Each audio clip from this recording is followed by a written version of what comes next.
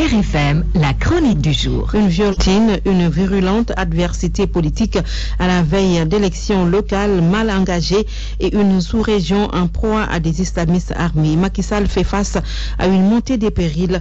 Réflexion signée Mahmoudou Ibrakane. Si vous voulez savoir comment va un pays, prenez la température de sa jeunesse. Chez nous, comme chez beaucoup d'autres, les étudiants constituent un bon baromètre.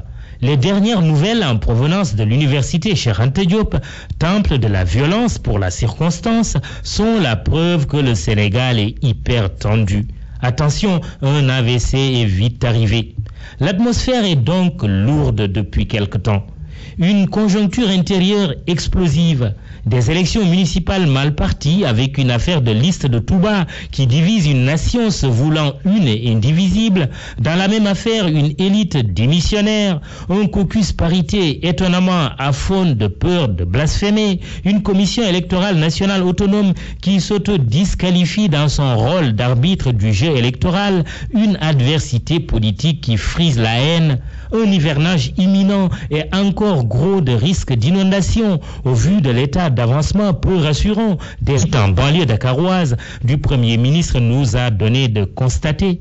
À l'extérieur de nos frontières, la situation n'est guère plus rassurante. Une région d'Afrique de l'Ouest, plus largement du Sahel, sous la coupe réglée d'un islamisme armé. Au Mali voisin, une armée chassée d'une partie d'un territoire dont elle est censée préserver l'intégrité. Au Nigeria, 200 lycéennes enlevées au nez et à la barbe d'une armée parmi les plus puissantes du continent.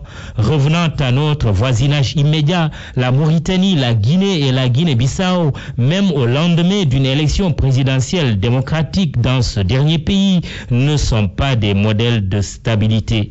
Et curieusement, comme dans le cas de la dernière présidentielle malienne, une information vite démentie certes par la présidence sénégalaise a fini de faire le tour du monde. Cette information ou cette intoxication, c'est selon, a fait état d'une inquiétude que susciterait pour le président sénégalais l'arrivée au pouvoir à Bissau d'un José Mario Vaz à cause de la proximité présumée de celui-ci avec le MFDC. Mais qui en veut finalement au président Macky Sall ?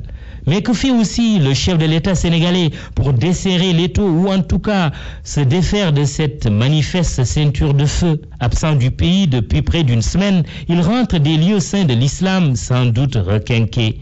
Mais passé ce petit pèlerinage pour se réarmer de foi et de prière, le président Sall ne doit pas oublier non plus que la providence est être généreuse envers ceux qui ne perdent pas courage. Cette situation de tension tant à l'intérieur qu'à l'extérieur que vit le Sénégal doit être pour lui une bonne épreuve, une opportunité à saisir. C'est par sa capacité à dominer les circonstances les plus périlleuses que se révèle l'homme d'État. Pas besoin d'être un spécialiste du renseignement pour sentir la montée des périls. Mais la stabilité d'un pays dépasse en même temps la seule personne du président de la République.